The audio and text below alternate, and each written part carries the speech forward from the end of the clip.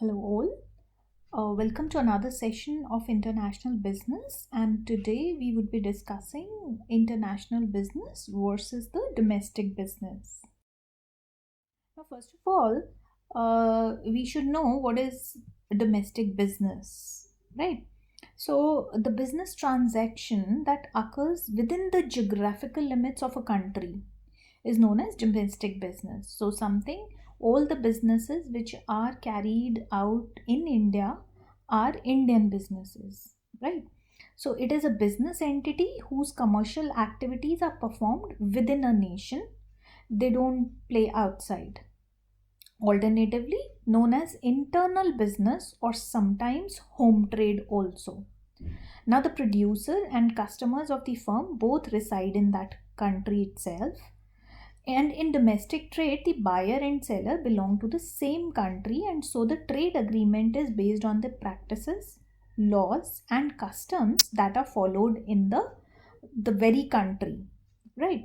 And also, there are many privileges which a domestic business enjoys, like low transaction costs, less period between production and sale of goods because everything is there in that country only, then low transportation costs because of course international transportation costs are much higher, and then it encourages small scale enterprises as well. So basically, what are the characteristics of domestic business? You can say that a domestic business is a business when its economic transactions are conducted within the geographical boundaries of a country, right? Also, it is carried out within the national or geographical borders of the country, and that is known as intra-country. Again, tariffs and quotas are not present.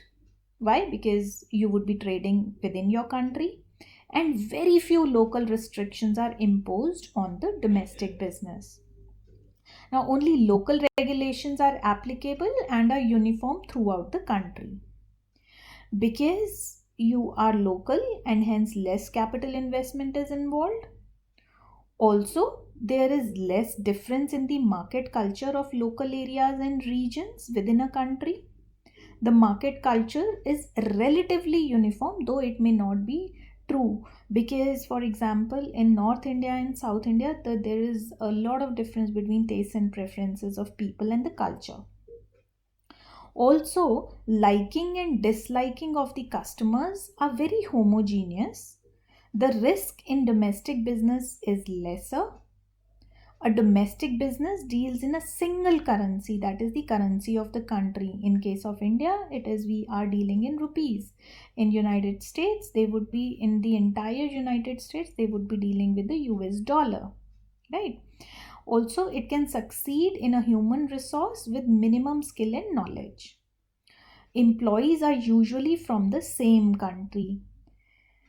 Keeping the knowledge of domestic requirements, practices, and culture, domestic marketing and advertising strategies are used. So, advertising and marketing is also domestic. Generally, the same price is charged for a similar product in the entire nation. Also, quality standards may be low because you are not going international, and hence there is no fierce or international competition which you have to face or your business has to face, and hence whatever is accepted in the local market, you will go by that. Also, to conduct business research, demand analysis, and customer survey is easy. Cost advantage cannot be enjoyed because you will have to keep the cost and prices similar. A domestic business is only affected by the variables in the domestic environment. The level of development may be the same throughout the domestic market. And lastly, factors of production can be moved very freely. Now, these were the characteristics of domestic business. If we see the definition of international business, what is international business? It is one whose manufacturing and trade occur beyond the borders of the home country.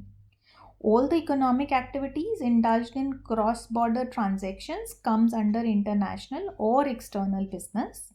It includes all the commercial activities like sales, investment, logistics, etc., in which two or more countries are involved.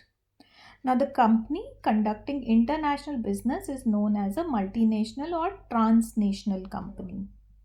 These companies enjoy a large customer base because they are international in nature and they are from different countries. And it does not have to depend on a single country for its resources because it can gain the resources from various countries. Also, the international business expands the trade and investment among countries. So, it's not only restricted to one country, they may expand it into the trade and investment can get into so many countries. If we see the characteristics of international business or international companies, the international business is the one which is engaged in an economic transaction with several countries in the world. It is carried out across the borders and national territories of a country and is also known as inter-country transactions or inter-country businesses. Now, many restrictions are imposed while doing business internationally or entering a foreign market, like tariffs and non-tariffs barriers, exchange controls, local taxes, etc. All these we have discussed in our previous lecture, right? International and host country regulations, both the regulations are applicable in their case. Also, because you are present in multi countries and hence huge capital investment is involved. The market culture widely varies among different nations and regions, and the liking and disliking of the customer is also heterogeneous. The risk in international business is very high.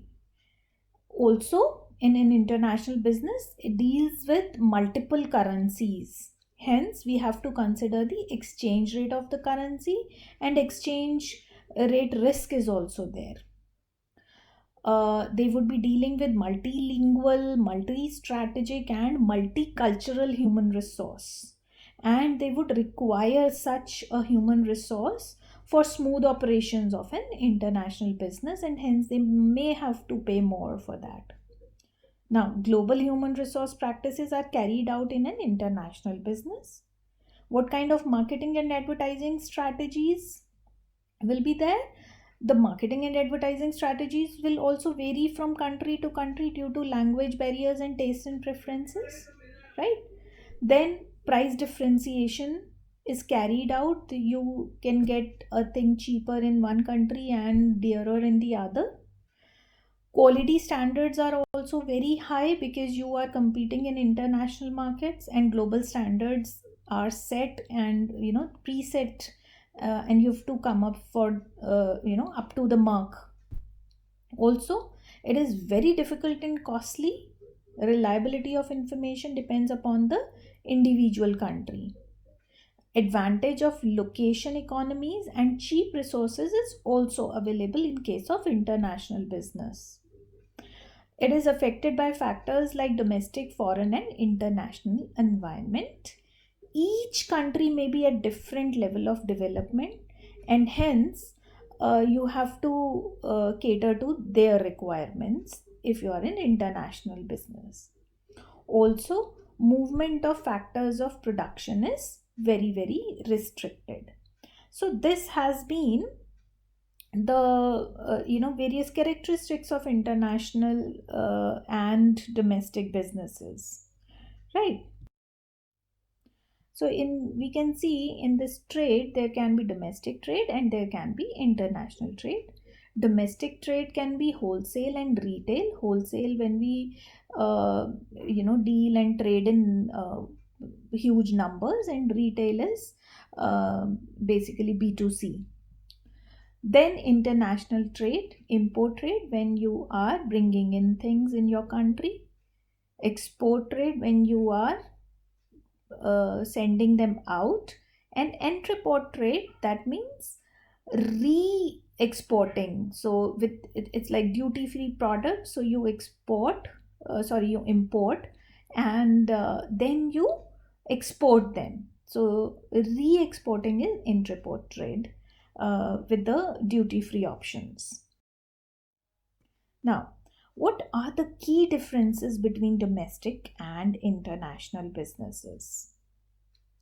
If we actually see, uh, the most important differences between domestic and international businesses can be, the first is like domestic business is defined as the business whose economic transaction is conducted within the geographical limits of a country, whereas international business refers to a business which is not restricted to a single country, and hence a business which is engaged in the economic transaction with several countries in the world is international business. So in one we are dealing with single country, in the other we are dealing with several countries in the business.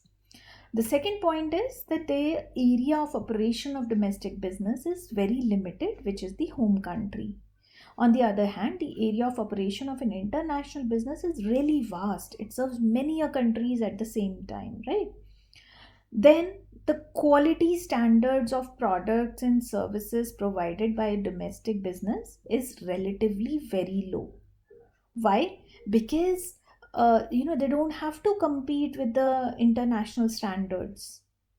But in case of international business, the quality standards are really high because there are global standards that have been already set, and you, if you want to trade, if you want to be present in the international arena, then you must possess that quality which is very high, and which is set according to the global standards. The next is domestic business deals in the currency of a country in which it operates. On the other hand, the international business deals in the multiple currencies. Like I gave you the example that if it is a domestic business of, let's say, India, so they would only be dealing in rupees. Whereas if it is a multinational company growing out of India, then it will have to deal with US dollars in US, in Australian dollars in Australia, in euros in European countries, and in case of UK it would be pounds. So it is, they'll be dealing in multiple currencies.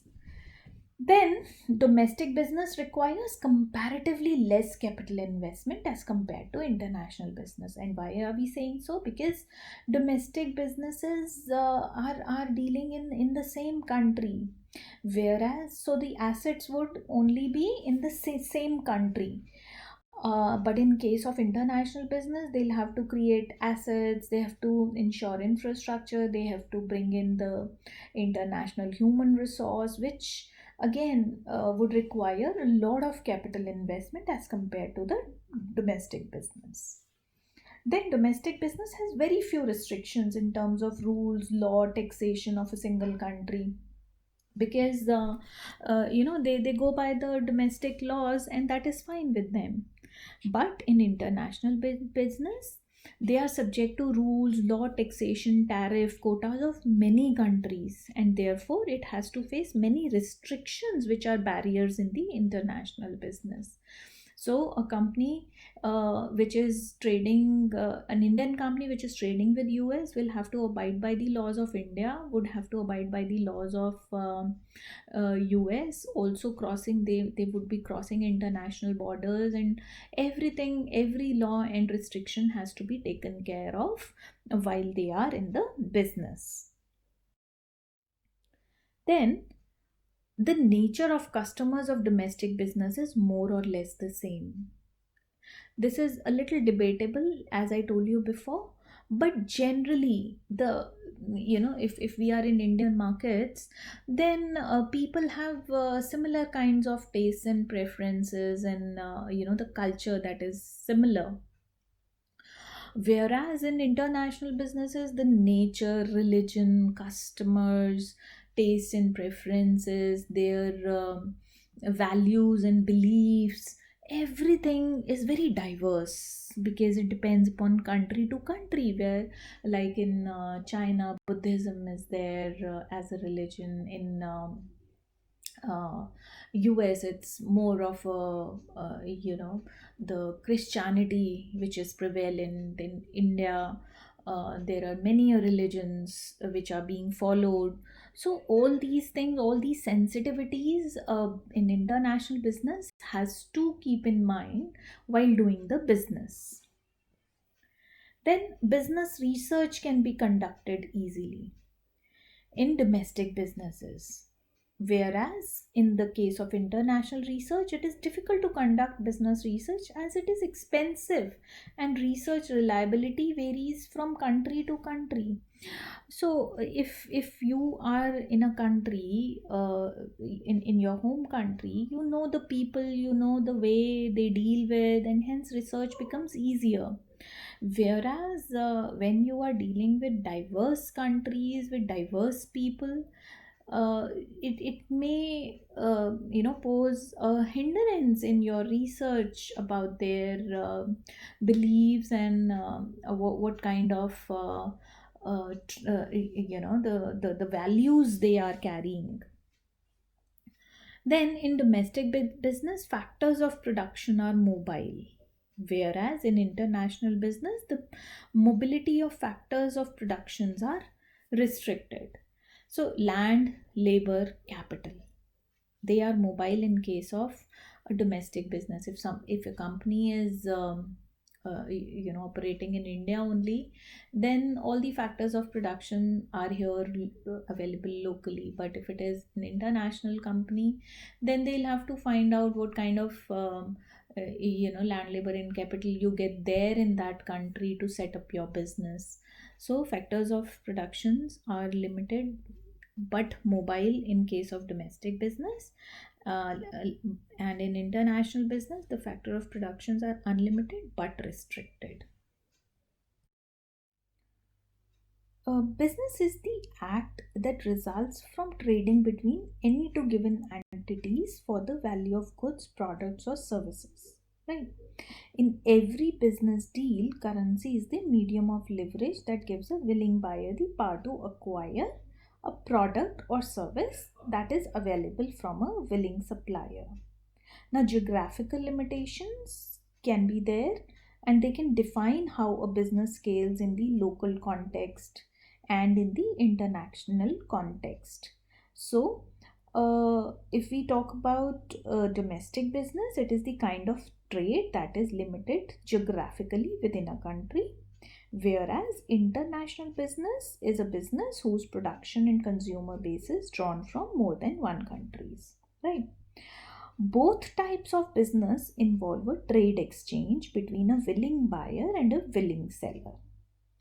Unless the two entities of the supplier and the consumer agree to do a business, there will be no transaction proceeding, right?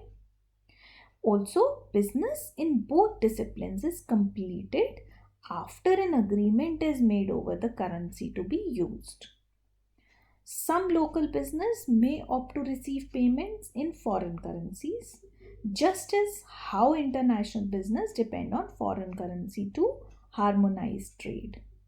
Having said that, there are many differences in domestic and international businesses which we have already seen.